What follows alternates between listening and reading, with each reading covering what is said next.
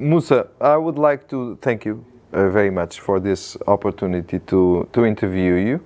And I think it's the first time that we speak.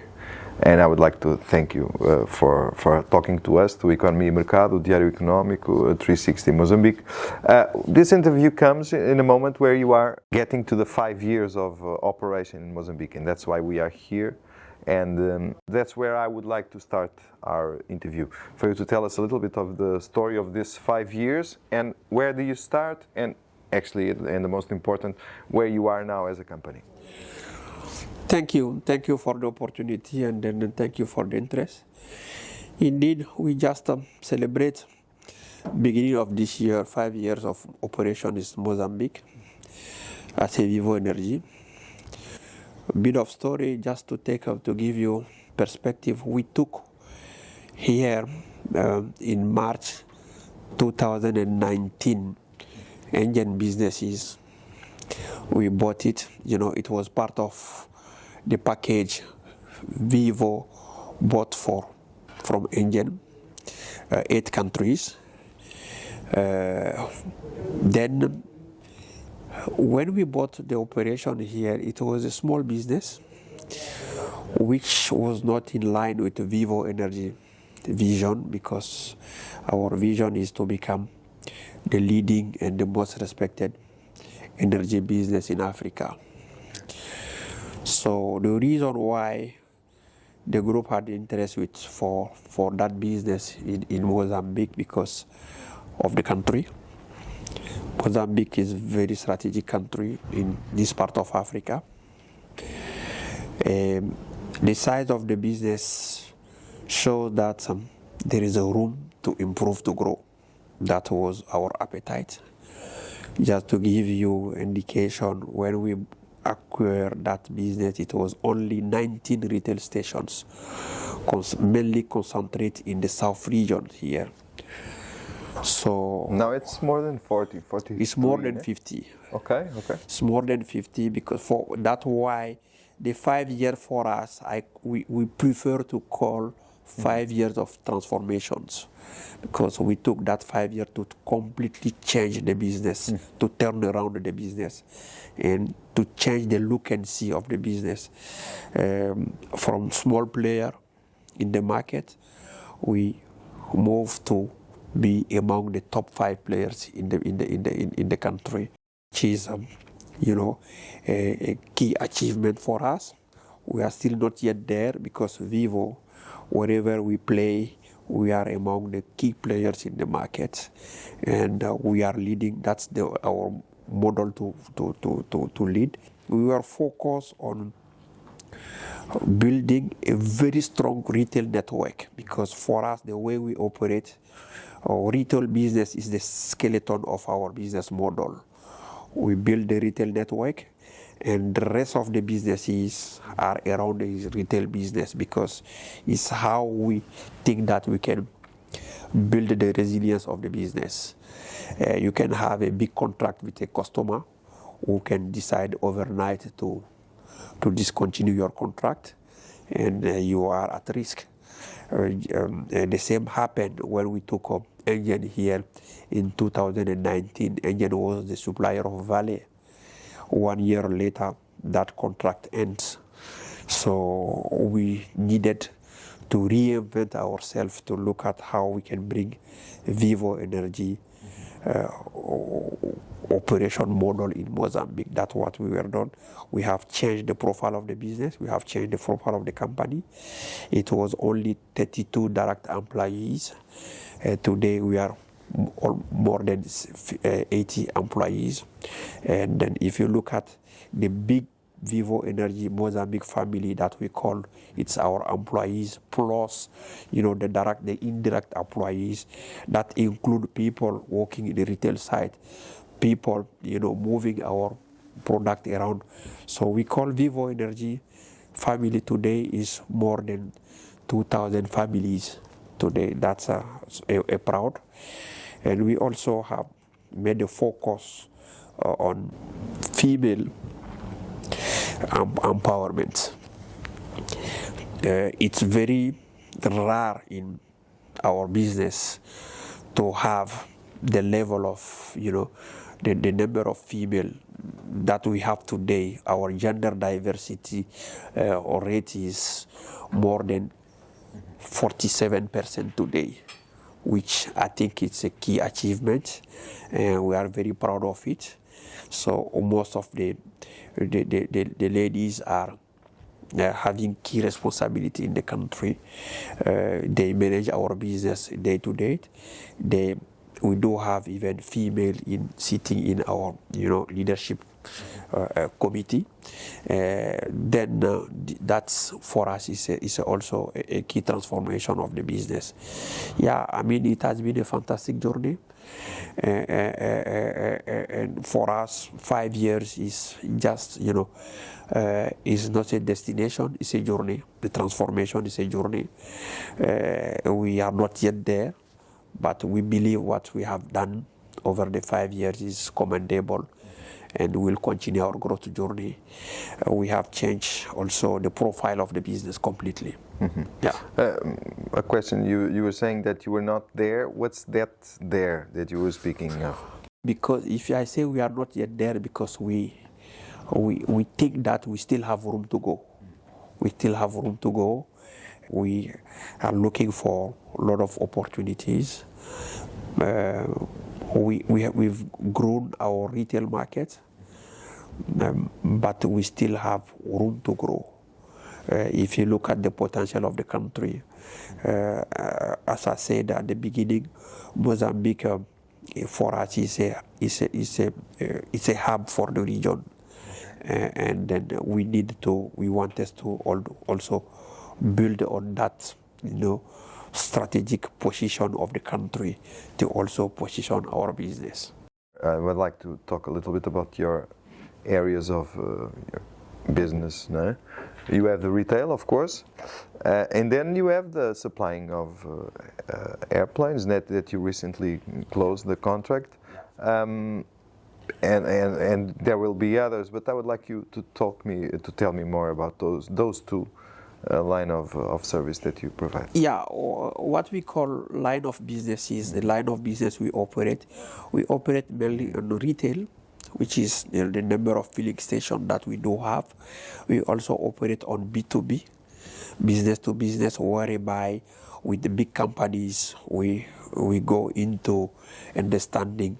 We give them peace of mind on their consumption on the fuel, on their need of energy. Because for VIVO Energy, we don't only supply fuel, we supply energy solutions that can be combined with fuel and renewable energy. So we know how to do it. We can bring a mixed energy to our customer or B2B customers. So that includes the mines. Across of Africa, VIVO is one of the key players in mining activities, in mining sector.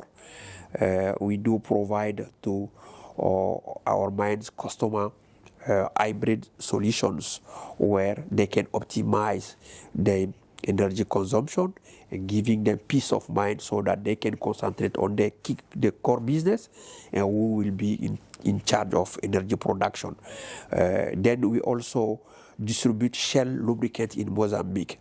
So we, as you know, we are the sole representative of Shell lubricant across of Africa as a VIVO Energy. So in Mozambique as well, we distribute Shell lubricants.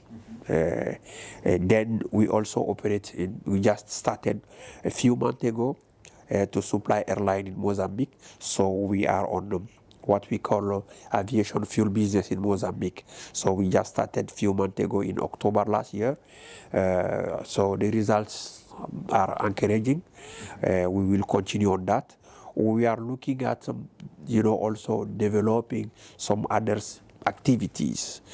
So we are working hard, very hard, to make sure that we diversify our portfolio of activities. Okay. Yeah. Looking at the market, I remember last year, and we were talking about that, especially when our market is not, I don't know if you agree or not, but our market is not very mature. There's still, it's not a huge market in terms, if we look at Africa and other countries. But it seems we have evolved. I think it's consensual this. Last year, or the last 1 or 2 years, we had some problems in the market because of the rise of the oil prices. Now the things seem to be a little bit better. You are in Mozambique for over 4 years. You were close of these issues because you are one of the big players in the market. I would like to ask your opinion. What type of market do we have in terms of oil, not oil business, but in terms of fuel business in Mozambique? Yeah, that's an interesting question. Yeah, Mozambique fuel business is, as I said, is not a complete mature business, not mature market, but it's evolving.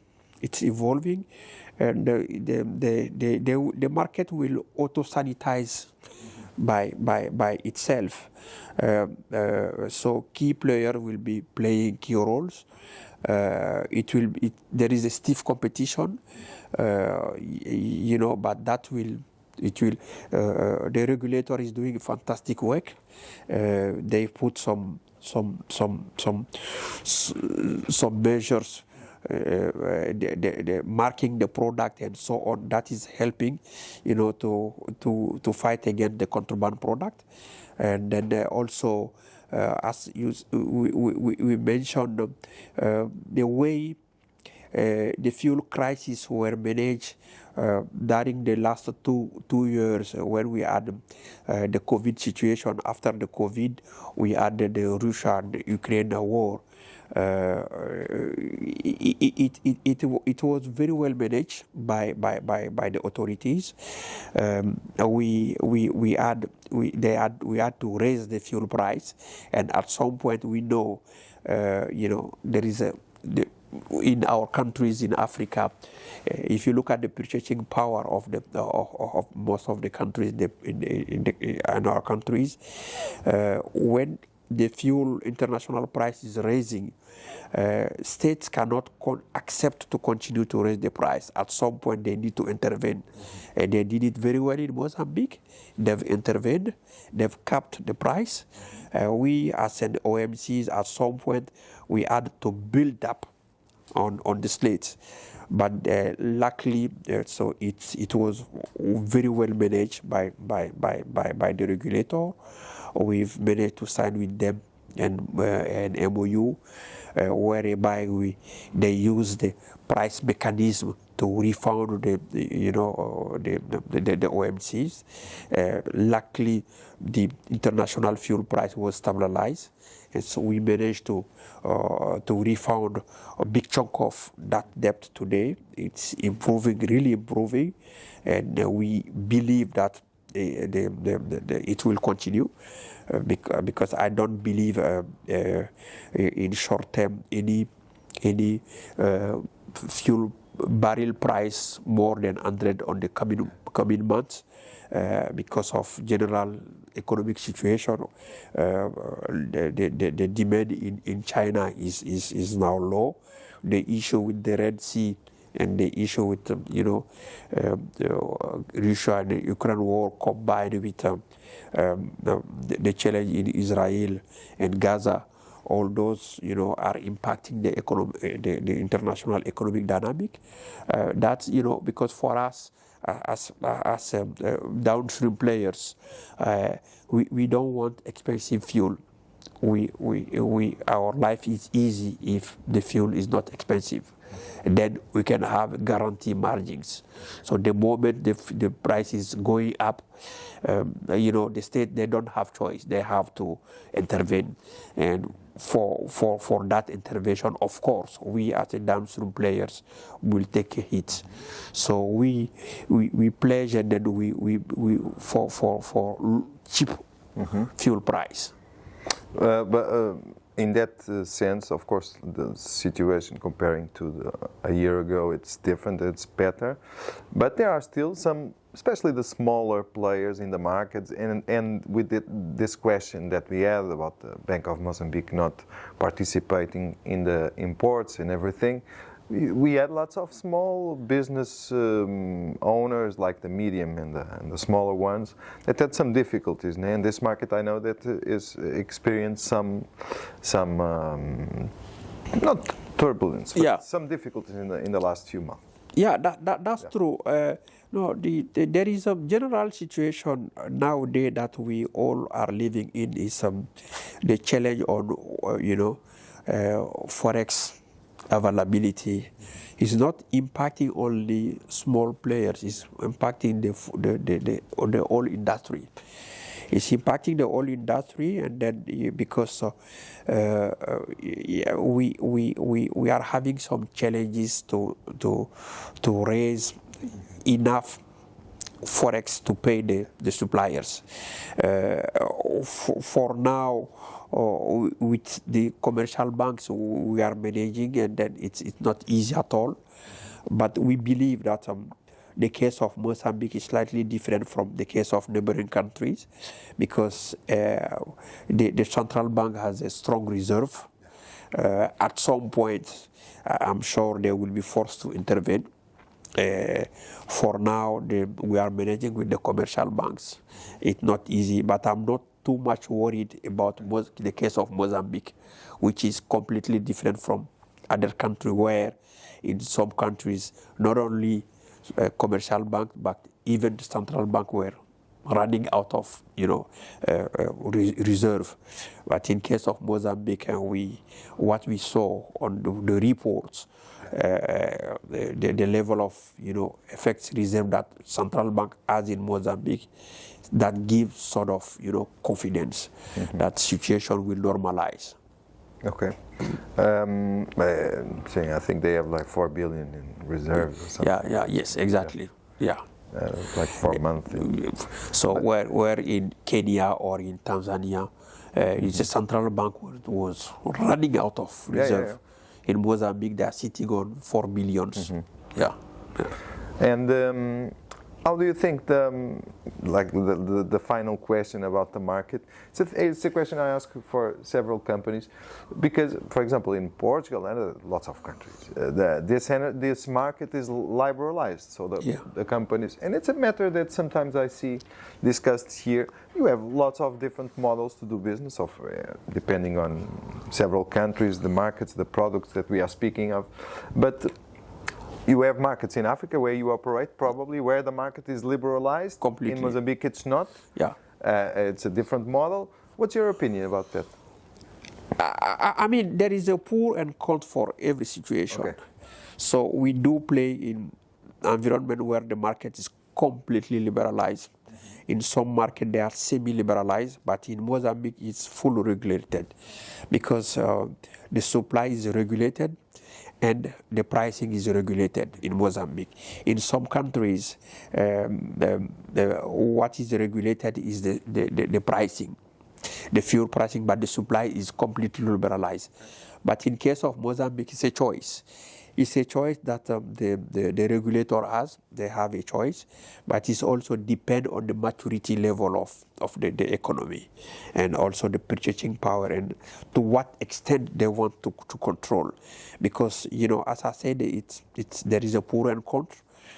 It can have an impact, on the pricing. Fuel is in the starting point of most of the goods. The moment you don't control the fuel price, if anything happens, you will be losing control on the economy. Yeah. And it has that effect to inject inflation into your economy. So that's what they want to control. But at some point, they will get their comfort. I think it depends on, it will come. It will come because, it's some of the exigence coming also from IMF, pushing, this. But I'm sure, I believe that the country has fantastic people that they understand the economy. They will take the right decision at the right moment. I would like to, we are almost finishing, but before that, you said that you grow from 18, 20 gas stations when you arrived to more than 50, okay? 19. 19? From 19, when we moved from 19 when we took engine business, yes. And today we are more than 50, and we are nationwide players. Everywhere. And you had like COVID during this period and everything. Yes. So what's the plan over there? And in a different way, because the gas, the fuel market, I think it grows a little bit with the economy, no? So I would like to ask you your expectation for the next few years. Of course, this year is a little bit different from usual, probably the next one. But if economy grows very well, of course your business will grow as well. Yeah. And the opposite too, no? Yeah, sure. Yeah, so someone can ask himself, what is the vision or the plan for VIVO? Growing whilst the economy is not okay, because we are here for long term. It's a long term run. It's not a short term view. So we do we build for the future. We don't build for today.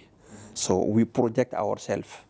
And Mozambique, the future is the future for this region of Africa. We all see. So we are all waiting for the LNG project in the north of the country, which will be definitely the game changer, not only in the north, but also in the center of the country. The Mozambique is full of opportunities. If you look at each region as something.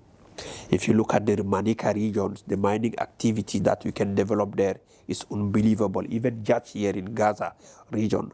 So if you go to Vilankulu, Nyambani, if you move to the north, so I mean the future is in Mozambique. So and we believe on the future on the Mozambique. That's why we anticipate. So we want to be part of that change. We want to be part of that journey for the growth of the country. That's why we anticipate. We build for the future. If you look at that's why you can see sometime in the T-shirt on our comms saying that we build on the future. That's how you can understand that we build for the future. Yeah.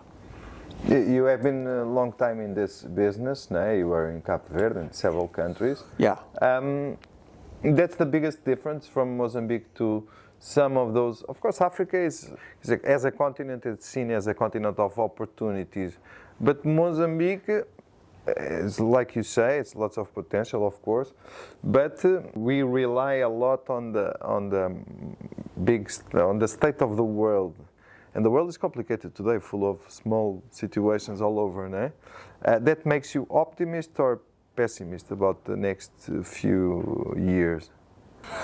I think, I've been in this business for the last 25 years, moving in different countries, from west, east, central, and north. I think Africa definitely will be the future of the world. That's why VIVO Energy, we are exclusively Africa-based business because we believe in Africa.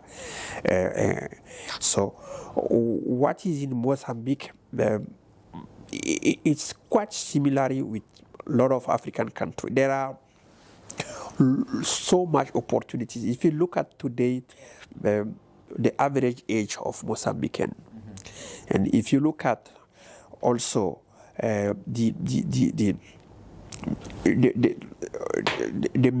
medium income people, how is increasing, the growing, medium income people that is growing, it's give you, and also the kind of consumer that we are having, the maturity, the level of maturity, that will completely shift the market. So the need of the customer is changing. So the young generation in Mozambique and having, more than, let's say, more than 60% of the population is below 20 years old. So that's a future. That's an up. If you look at that, combined with the rare resources that are coming, that we see growing, that potential is the hope for those countries. And Mozambique definitely will be, I think, one of those fast-growing countries.